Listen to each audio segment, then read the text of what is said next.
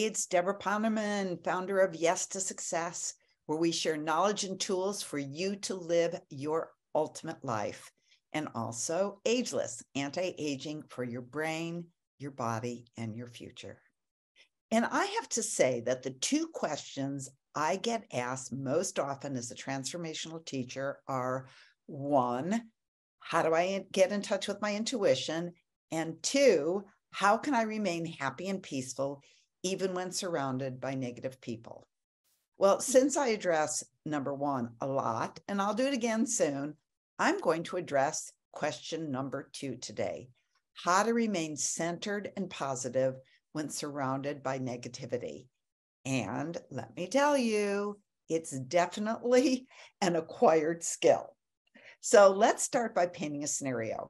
You're having a great day, feeling in the flow, loving everyone up, and all of a sudden, wham, you bump into someone who's just in a bad space, who wants to talk trash about everyone or tell you every bad piece of news she's heard since the last time she saw you. Someone who's just on it. And maybe they own that they're on it, or maybe they are completely unconscious, or maybe they're just one of these people who just seems to be spontaneously looking for the negative. You know, a card-carrying member of the negativity committee. Like you say, isn't it a beautiful day? And they're like, yeah, but it's supposed to rain all weekend, right? Or you say, I just love Katie, and they do the eye roll. Or you say, I'm so excited to watch the Academy Awards, which I am. And they say, I'm so surprised you watch that trash. Or they launch into how it's rigged and the glitz and the glamour is so superficial. And why would anybody watch it with everything that's going on in the world? And then all of your excitement is just sucked out of you. Again, for some people, it's completely unconscious. They don't want to be bringing you down, but it's just a habit. And if you pointed out that they kind of have a negative attitude, they'd be in shock. But conscious or not, the next thing you know, you're brought down and now you feel negative and low yourself. So why does this happen? Why does your wave of positivity seem to crash when it bumps up against a wall of negativity? Well, there's a law of physics at work here, and it says when two objects are vibrating near each other, the one vibrating with the greatest intensity will dominate. In relationships, this means that the person with the strongest emotional state sets the tone of the interaction. And then, like a tuning fork, you start vibrating at their frequency. Like, yikes. So the next time you're in a positive, happy state of mind and you happen upon someone who decidedly isn't, you have a choice to make. You can either consciously attempt to have the person synchronize with your emotional state, or by default, you will synchronize with theirs. It's probably easier to make choice number one when you don't know the person well, so you're not as reactive, right? It takes a little bit more resolve when you're invested in the relationship. But you have to know that you're giving your friend or loved one a great gift by not indulging their negativity. Misery may love company, but the result is you're both miserable. So why would you want to do that to someone you love and also feed that karma for them? So here are a few tips for keeping your happy mood intact. Number one, most people who are negative are not trying to bring you down. Again, consciously or unconsciously, they just want their feelings or their point of view to be acknowledged. We all do. Some of us are just a little bit more aware. So you might want to say something like, I could see why you would feel that way. Or, yeah, rain this weekend could be a bummer. You're not exactly agreeing with them, but you're also not making them wrong.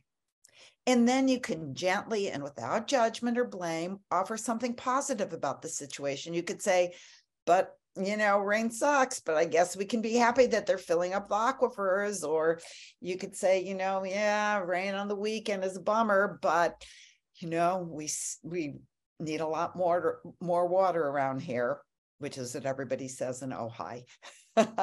So I can see why, or you could say something like, I can see why you could feel that way about Katie, but she's really doing the best she can.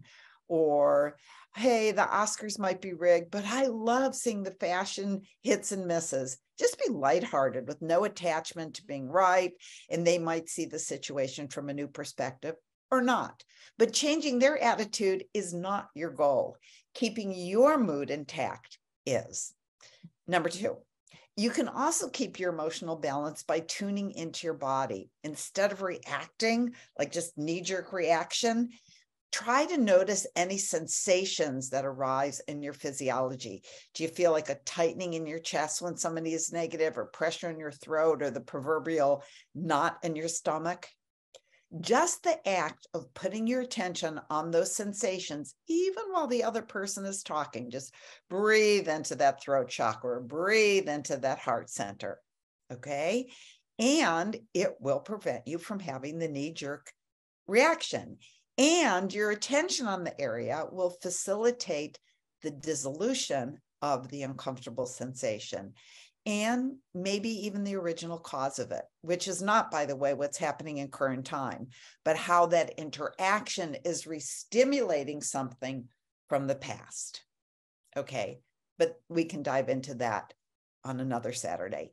But just by presencing the sensation, it can restore you to a state of peace. Try that. You can also, while you're in the midst of the interaction, say the good old Ho'oponopono in your head. I'm sorry, please forgive me. Thank you, I love you. I'm sorry, please forgive me. Thank you, I love you. I use that one. It does wonders in returning you to a state of equilibrium. Or do the straw breath that I've taught you in a previous week. Breathe in through the nose and out through the mouth. And straw breath is actually pursing your lips so that you're blowing out through your mouth as if you were blowing through a straw. So it's more like, but if that's a little bit visible, it might trigger them a bit, because it's just so obvious that you're trying to calm yourself. But, do what works for you. Finally, number 3, my greatest tool for staying positive long before any incident occurs that would throw you off center is meditation. I know I've mentioned this before, but the 2 most effective forms of meditation that I found, the ones that have volumes of scientific research behind them, are Sahaj Samadhi meditation, taught through the Art of Living Foundation, and the Transcendental Meditation Technique. They have both been scientifically proven to release stress and dissolve those old wounds that have built up from weeks and months and years of living. So there's less of a chance that something in present time is going to trigger something hanging out in your psyche. Okay, got it? Because it's been dissolved through your meditation. So using these tools, your vibration will become the dominant vibration. So you'll bring that person up to a higher vibration, and you will not be lower to theirs. And if you're not going to jump on these solutions for yourself, do it for the planet. Remember, a planet at peace is just a collection of individuals at peace.